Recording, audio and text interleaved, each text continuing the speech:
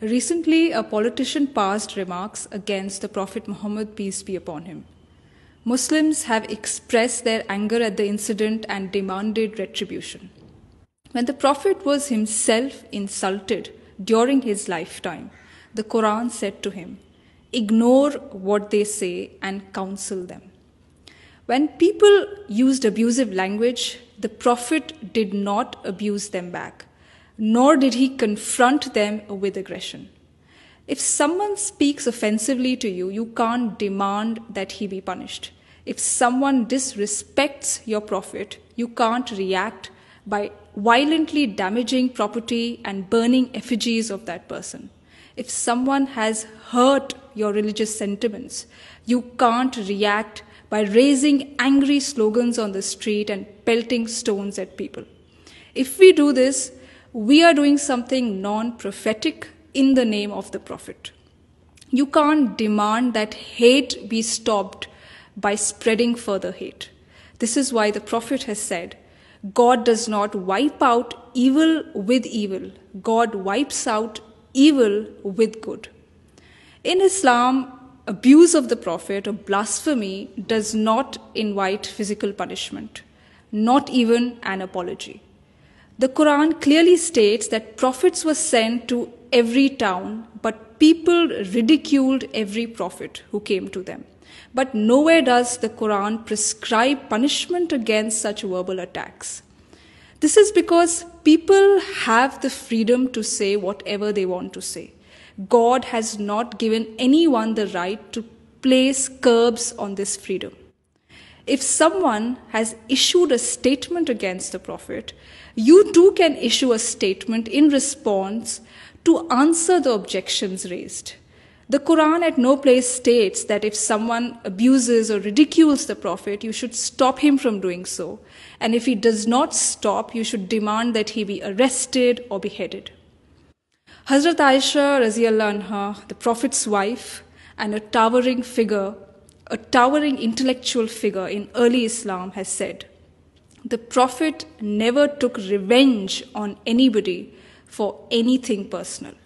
When people hurled accusations at the Prophet, he did not make angry speeches against them. Rather, he remained patient at their behavior."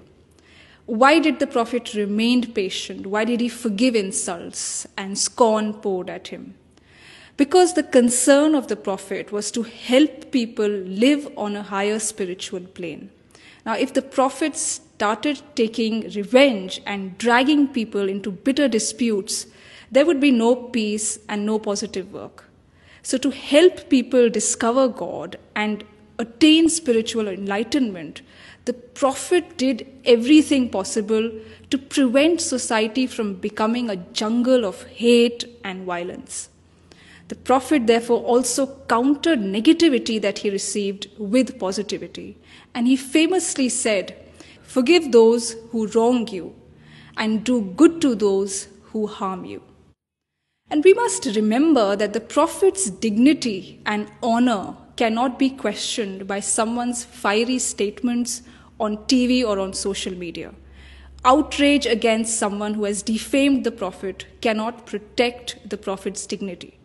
The Prophet raised his dignity and honor himself during his lifetime with God's help. And that's a historical fact. Nobody's remark against the Prophet can lower his dignity now. When someone disrespected the Prophet during his lifetime, a companion urged the Prophet to invite God's curse on that person. But the Prophet instead prayed for the person who had blasphemed against him. He prayed to God for that person. Today, instead of praying to God for people who speak against the Prophet and having well-wishing for them, we demand the worst treatment for them. So it is time for us to introspect. Is the Prophet's honor and legacy protected by pouring our outrage on social media and on the streets, or by following his teachings in our own life? The Prophet has taught us that there is higher dignity in rising above defamatory comments and defamatory statements. The Prophet never lowered his dignity, by raising his voice and stirring up a storm against such defamatory and insulting remarks passed at him.